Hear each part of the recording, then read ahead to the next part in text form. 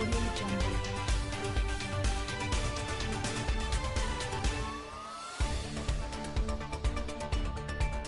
Prince Harry and Meghan Markle have made a donation to a non-profit organization which is distributing hot meals to hospitals and shelters across Haiti following the devastating earthquake.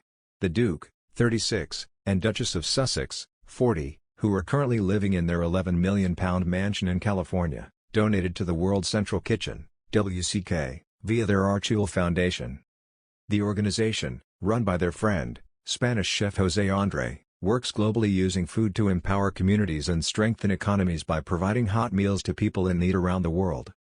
José is a personal friend of the Sussexes, as well as appearing on the first episode of the couple's podcast, alongside other prolific figures like Sir Elton John. The chef took part in Meghan Markle's recent birthday campaign. Called 40 by 40, the initiative called on 40 of her friends to give 40 minutes of their time to help mentor women who lost their jobs due to COVID. Posting about the donation on Instagram, the group said, "With support from around the world, and our partners the Duke and Duchess of Sussex and Archewell Foundation joining the relief effort, WCK is now delivering thousands of hot, nutritious meals daily to hospitals and shelters caring for Haitians impacted by the earthquake. Thank you." The non-profit is currently in Haiti following its recent 7.2 magnitude earthquake which killed more than 2,000 people and devastated prominent areas. Rescue teams and local communities continue to dig through rubble in search of loved ones, according to WCK. This is not the first time Archewell has worked with WCK. The non-profit was the first of Archewell's charitable partnerships, which was announced back in December 2020. Earlier this year, WCK announced it had finished creating the first of the centers, which is in the Caribbean island nation of Dominica, with Archewell's support. News of the latest donation follows a recent statement Prince Harry and Meghan posted on their website, describing the world as fragile right now due to the earthquake in Haiti, as well as other major events, including the current situation in Afghanistan. Titled A Message from the Duke and Duchess of Sussex, the statement said about Haiti, "The world is exceptionally fragile right now, as we all watch the growing humanitarian disaster in Haiti, and the threat of it worsening after last weekend's earthquake. We are left heartbroken." The pair came in for criticism on social media after publishing it, as they called on people to make donations to charitable organizations, while failing to disclose how much they themselves would give. The lengthy statement was also criticized by royal expert Angela Levin, best known as Prince Harry's biographer, who called it phony.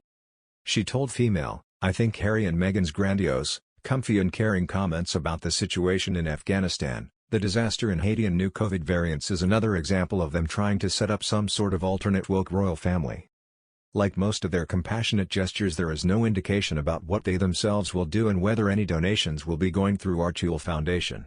Their comment that they want to alleviate suffering among those we know and those we may never meet, that will prove our humanity, sounds so similar to their recent comment "We must be compassionate to those we know and those we don't know" that makes it sound equally phony. Prince Harry and Meghan Markle's Afghanistan comments show how the couple don't have the constraints of other royals on political issues, an expert says. Last week the Sussexes issued a statement about the Afghanistan chaos saying that they are heartbroken about what has happened with the Taliban takeover. They have called on people to support organizations carrying out critical work and pushed international authorities to act. The message of the Archewell Foundation website added, "We also urge those in positions of global influence to rapidly advance the humanitarian dialogues that are expected to take place this fall at multilateral gatherings such as the UN General Assembly and the G20 Leaders Summit." Royal commentator Richard Fitzwilliam said this was an example of how Harry and Meghan are now free to speak openly. "Their unusual situation has allowed for this," he said, "as they are outside the royal family having chosen to step away and move to the United States." He told, "The crisis in Afghanistan is one of the most serious the Western alliance has faced. The monarchy is above party politics. Any comment a working member of the royal family made would be at the instigation of the government." In contrast, Harry and Meghan have no such constraints. The Sussexes have been able to express their sadness about what is happening while at the same time royal protocol means that this is not possible for other members of the family. The royal family stands in a position of being politically neutral so the monarch and successors to the throne do not speak out publicly. They are seen to be objective and accountable as set out in the Nolan Principles which were set out to govern their status.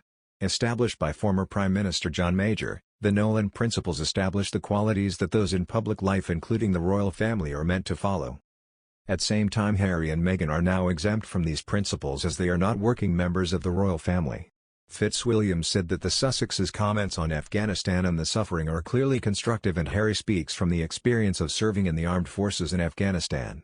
But Fitzwilliams added, "It is also important to bear in mind that their intervention will receive the attention it gets because they are members of the royal family."